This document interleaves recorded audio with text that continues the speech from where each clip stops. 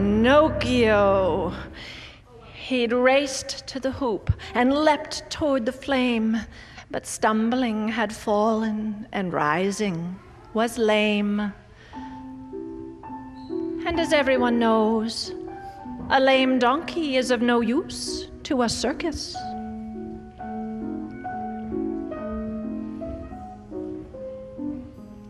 Poor Pinocchio! If only he'd heeded the fairy's advice, he'd now be a real boy. That would have been nice. But he knew he'd missed his one best chance at happiness. Poor Pinocchio! Away he was led to a horrible fate. He cried out, "I'll be good," but cried out too late. Once again, he was taken to market and once again sold, this time to a man who had no use for a lame donkey, but did have need of a lame donkey's hide. This man was a drum maker, who, from the hide of a donkey, intended to fashion a donkey hide drum. The man led the donkey to the edge of the sea, to the top of a cliff, saying, "I hope you'll agree that drowning's the best way to proceed, as a rule, if one wants to be kind and avoid being cruel."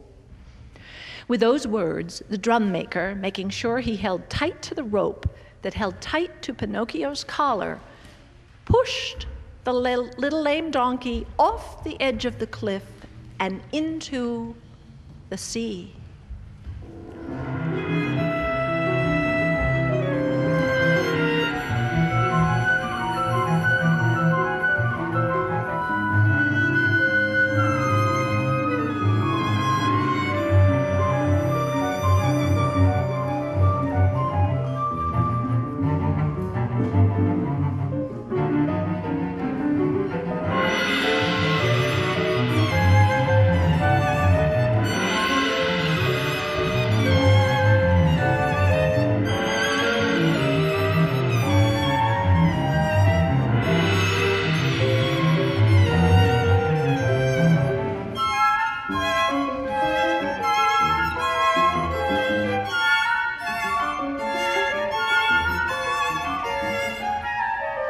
Deeper and deeper, darker and darker, colder and colder.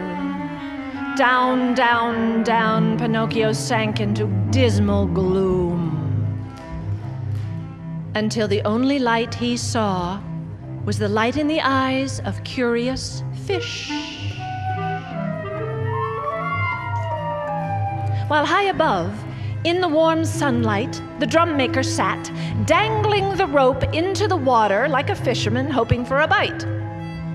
When an hour had passed, he hauled on the rope, hand over hand, raising his donkey ready for skinning. How surprised he was then, when at the end of his efforts, at the end of the rope, instead of a donkey, emerged from the depths an odd little puppet.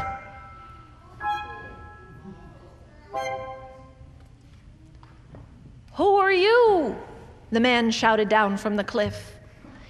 "It's me, Pinocchio," Pinocchio shouted up to him.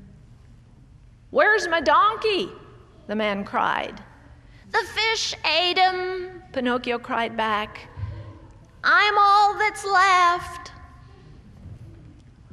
"Where are you going?" the man called out. It was then that Pinocchio realized that the tide had begun to ebb, and as he bobbed like a cork above the waves, he drifted farther and farther out to sea. "Where are you going?" the man cried again.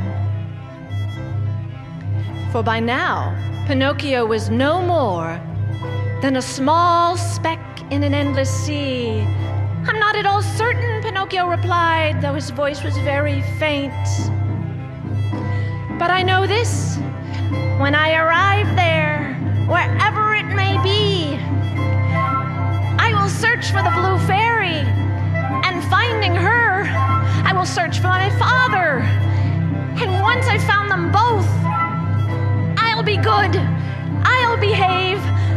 I'll be honest, and one day I'll become a real boy.